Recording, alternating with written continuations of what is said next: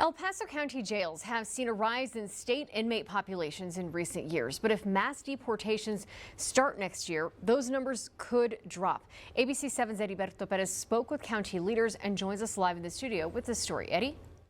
Good evening, Stephanie. El Paso County Judge Ricardo Samaniego told me if there's an increase in immigration, the state inmate population at the county jails will go down as well. They expect to keep raising the numbers of federal inmates in El Paso. This idea of mass, deportation is so radical and yet so irrational. El Paso County Judge Ricardo Samaniego says communities like El Paso depend on immigration because the labor force also depends on the people that live here. But there are other concerns among that. And so if they see a crime, they're not going to report it.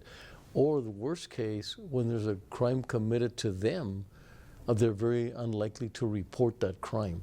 This is referred to residents who might have undocumented people or family members living with them. That could cause people to not report crimes, Samaniego said. So I'm very concerned about that. I'm very concerned more about the increase of violence and crimes than everything else that we've been talking about. The county jails' population have shifted recently because of federal crimes turned into state crimes. Both the downtown detention facility and the jail annex are at 80% capacity. If numbers continue to go up, the county cannot build more jails because they cost millions of dollars. But if the border sees this decrease in immigration, a state population could drop and more federal beds will become available. This means an increase of revenue for the county.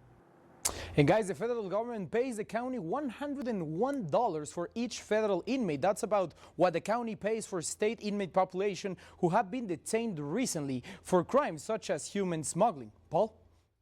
Thank you, Heriberto.